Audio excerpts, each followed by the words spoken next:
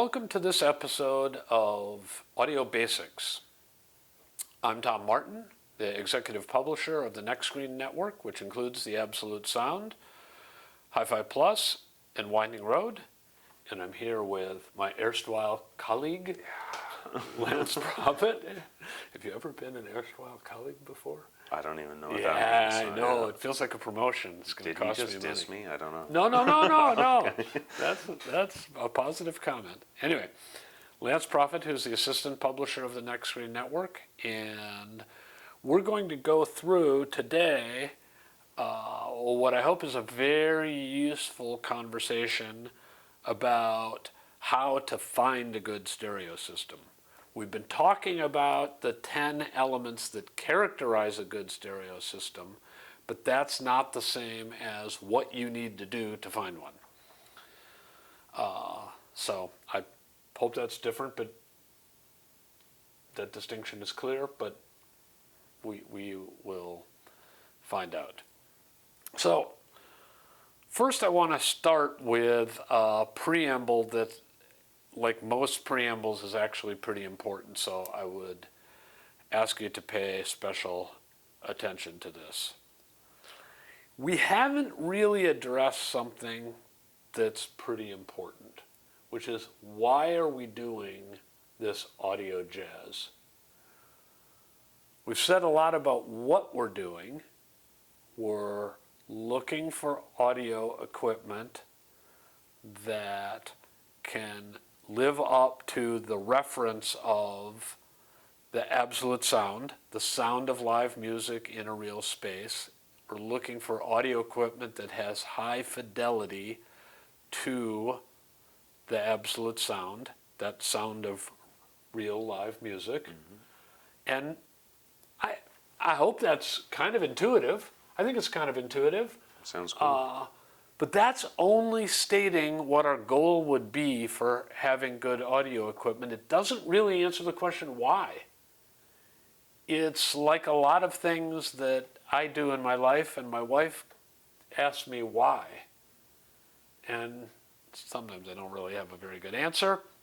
But today we're going to talk about why we want to have high quality, as measured by high fidelity to the absolute sound, why we want to have high quality audio equipment. And this requires a little bit of a diversion, but I want to frame it this way. One way to think about it is audio, or being an audiophile, is like sports, or like playing a sport, right? So I know you are practicing football with your son. Yep. Right? Yep. And is he a wide receiver, or are you just practicing passing for the heck of it? He's going to try to be. Okay. So he wants to be a wide receiver, yeah. right? Yeah. And so you're throwing him passes, mm-hmm. and that's cool and fun and entertaining as far as it goes. Good workout, yeah.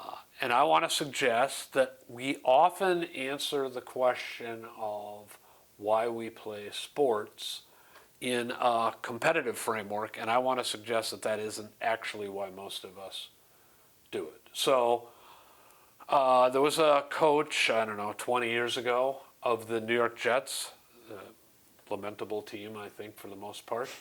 But he was kind of a cool guy. His name was Herm Edwards, and there's a famous video clip of him that plays all the time where he says, I think it's Herm Edwards, "You play to win the game."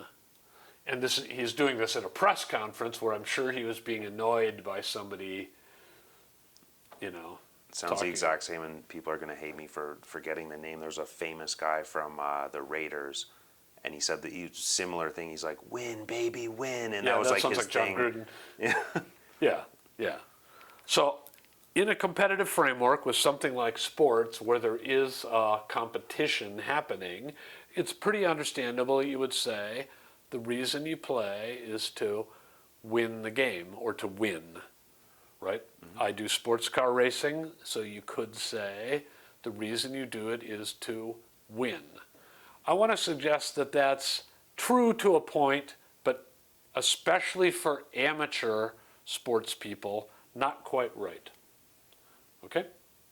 I think I know where you're going with this. Yeah, but that'll be interesting. Say All right, because yeah, well, I agree with you already. I was a hockey player, and the reason isn't just to win, Yep. especially when you look back in retrospect. But go Precisely. ahead.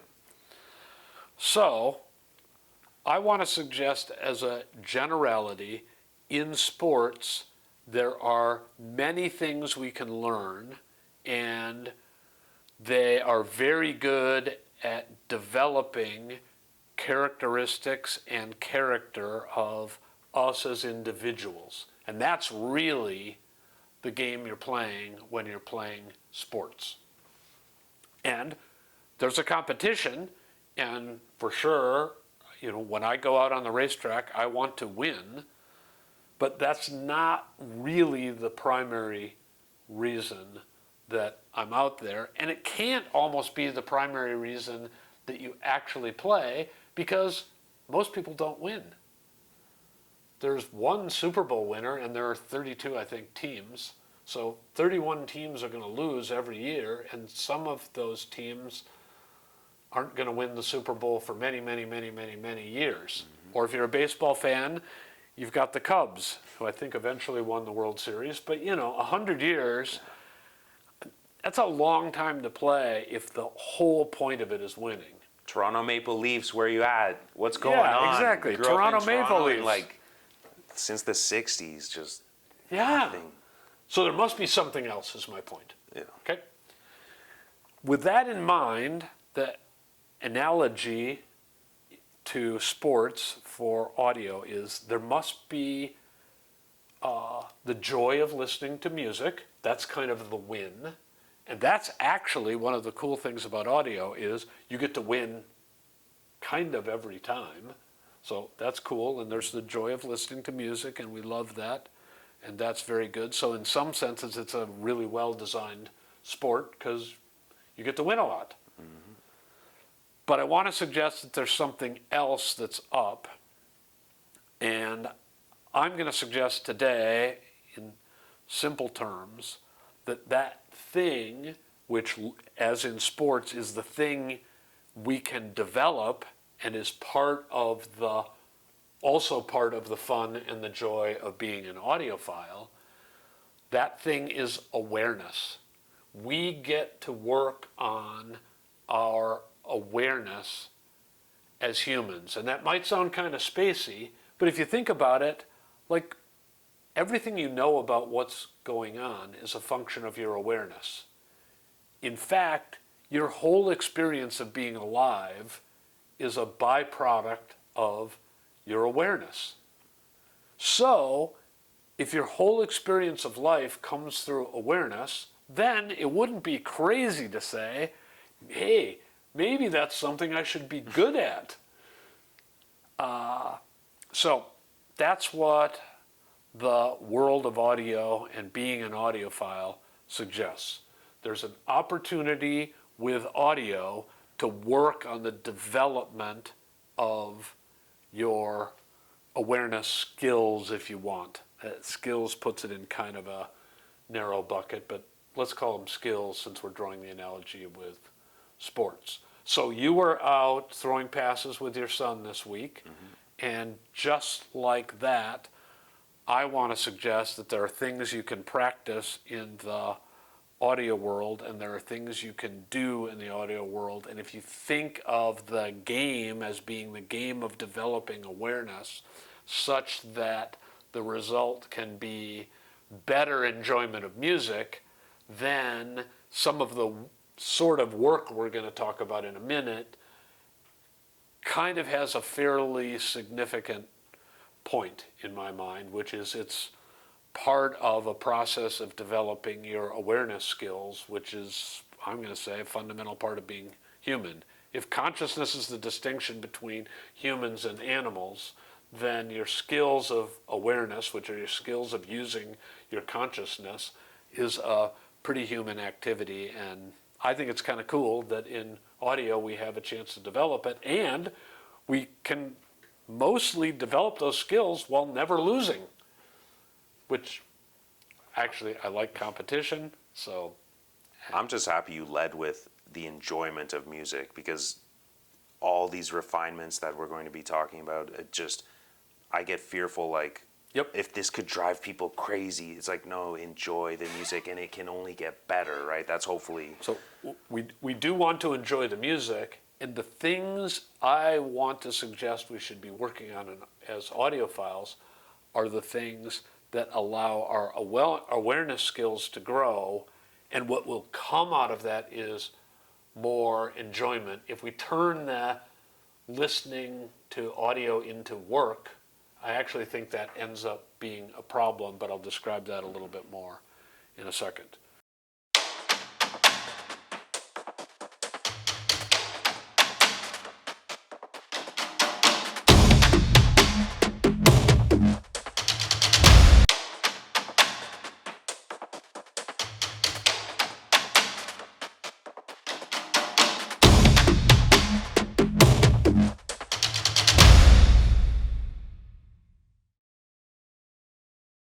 So we're working on awareness skills. Okay, so let's put this to use. Let's put this idea to use in terms of talking about how you find a good stereo system. So I want to suggest that step one in finding a good stereo system is, you might not be surprised, practice. All right, what are we going to practice? I want to suggest that the thing that really helps is go listen to live music. Now, this is a lot like saying I have a weight reduction plan and that consists of having sex. Pretty good weight reduction plan, wouldn't you say? Good cardio, yeah. That might not be your favorite analogy, but I hope you get the idea. I'm saying we've got a thing that sounds a little bit like homework, which seems like it makes your head hurt. But actually, I'm suggesting going and listening to live music is a fun, very pleasurable thing. Yeah, you've got to drive to a club or go to a concert hall, and you've got to buy some tickets, or maybe you've got to listen to your son or your daughter play piano or guitar or drums or whatever it is. But there's a lot worse things you could have to do in life than listen to live music. But, and here's where the homework comes in, I want you to pay attention to what you hear.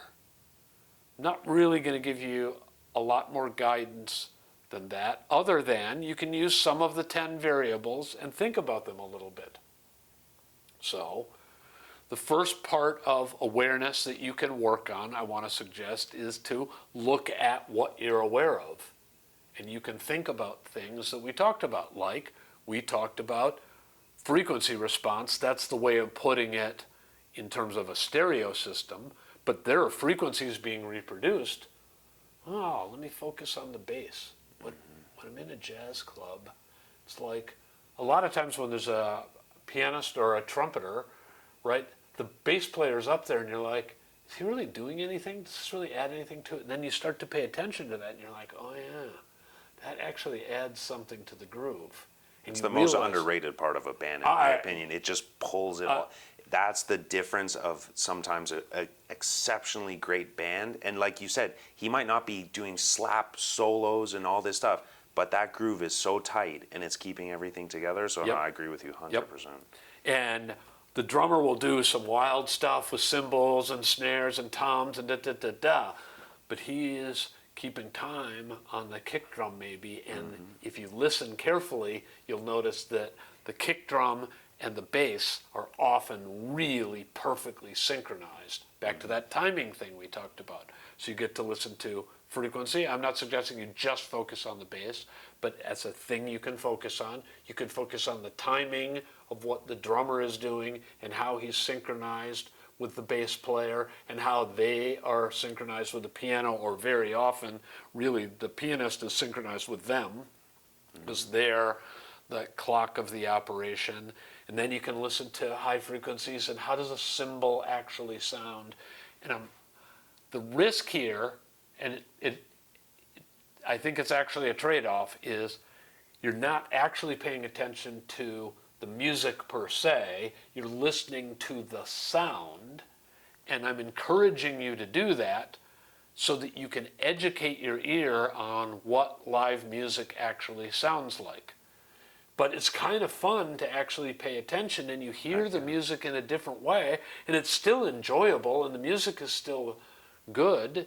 Although, honestly, sometimes it's easier to do this when you have to go to a concert because your significant other wants to go to that concert, and you're like, I'm not really into that. And then you get to focus on the sound and listen to all these different things, and sometimes you realize music that you don't love is being played by amazing musicians who are doing a great job, and there's really interesting stuff happening. And there's so much music. I've like, if it came on the radio or at home, I'm just change it. But when you see it live, and even genres for that matter, don't hate me for this, guys. I of all genres, I just don't really like country, but I've seen it live and exceptional musicians, incredible, and just live, it's just always better, for sure. And then if you can take your focus and aim it at different parts of the 10 factors that we talked about, you can start to educate your ear and hear what's going on. And I'm not trying to create a musical analyst in you. I'm trying to have you focus on different parts of the sound and go, intuitively educate your ear to what live music really sounds like, because you're going to need that when we go on and talk about part 2 of how to find a good stereo system. So let's go on to part 2, and this is a very similar idea to what I just talked about. But now I want you to go to an audio store. And I want to make a very important distinction here, which is I want you to go to an audio store and go specifically with the mission of hearing a good or great audio system. So this part is the part which is educating your ear on what audio can do.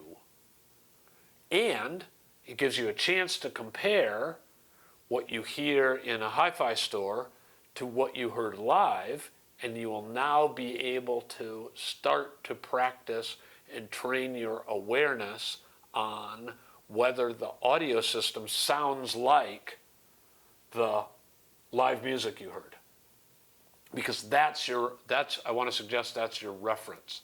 And you can't go to the audio store and listen to what they think is a good hi-fi system without having that reference in mind. And I'm not saying go to one concert. I highly recommend going as often as you can, or as often as you can afford.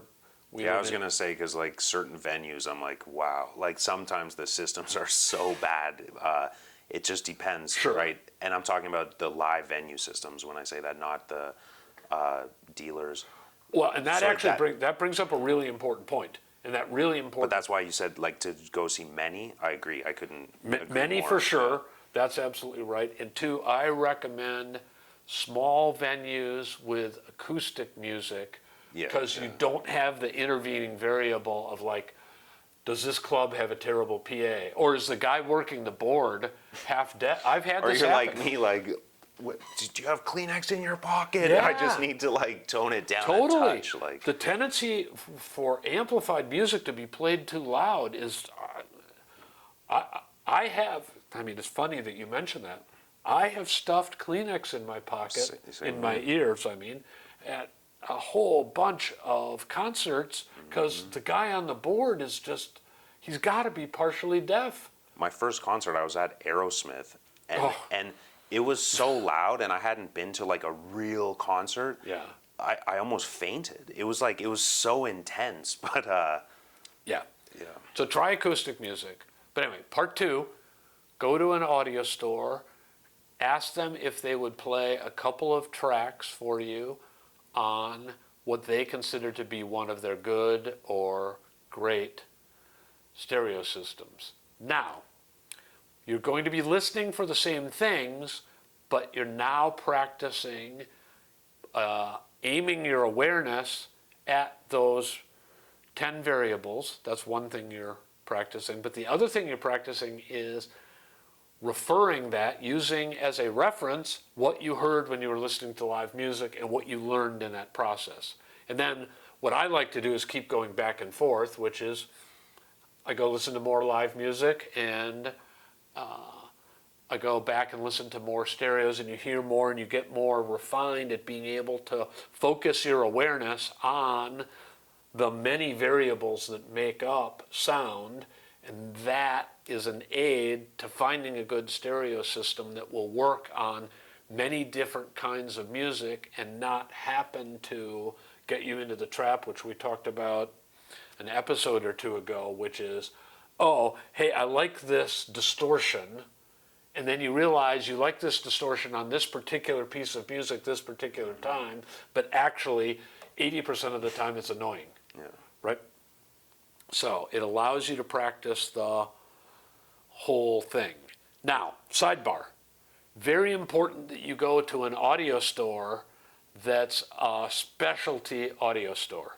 By specialty audio store, I mean really two things. One, a store that's focused almost completely on stereo equipment, not because it's the only way to go, but because they will tend to be able to put on the kind of demonstration I think you should hear to be able to educate your ear and brain.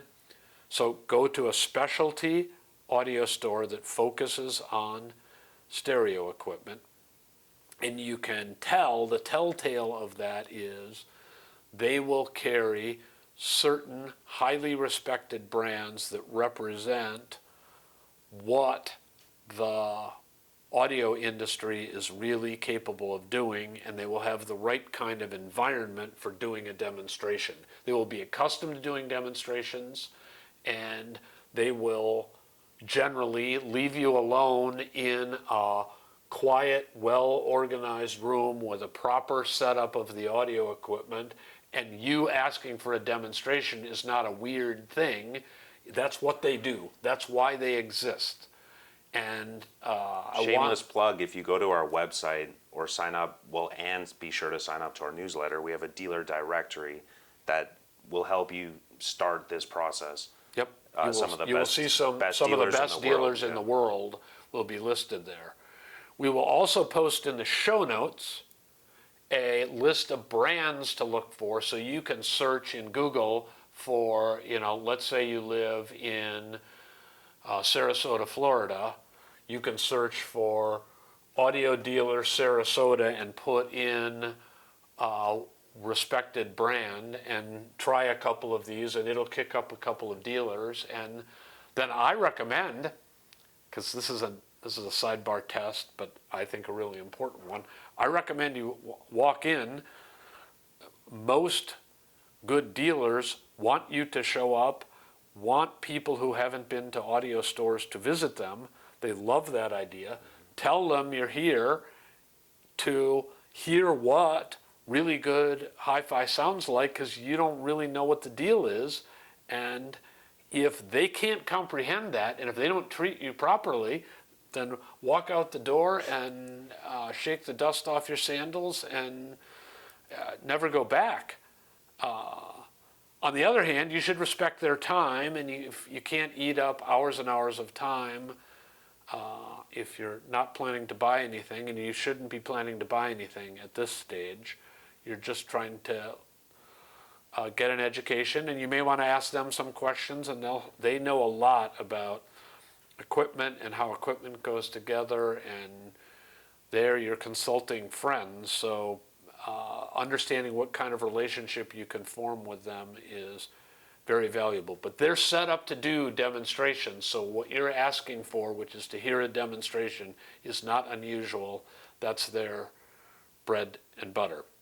So that's part two. Now you've gone to an audio store, a couple of audio stores maybe. The bigger the city you live in, the more audio stores you'll have. And so that's part two. And then part three pretty simple, is after you've done this a few times and you feel fairly educated, now go back and do something like you did in part 2, where you visit the audio store and you ask for a demonstration, but this time listen to gear that's in the price range that's suitable for you, not educating your ear on what is possible, and try to spend more time, because your ear will be fairly educated by this point, try to spend more time listening from the perspective of, does this sound right? Does this sound good? I want to encourage you to get into the part of your brain that's more intuitive, because your intuition has now been educated on, does this sound like music? Does this sound like real music? And get out of that analytical part of your brain that's trying to break everything down into the 10 parts that we gave you and so on. I don't discourage you from ever asking, like, is the bass actually good? But we're trying to get a more holistic view, and that means you need to relax and listen to the music and then ask yourself afterwards, did that sound like real music? I've been doing this for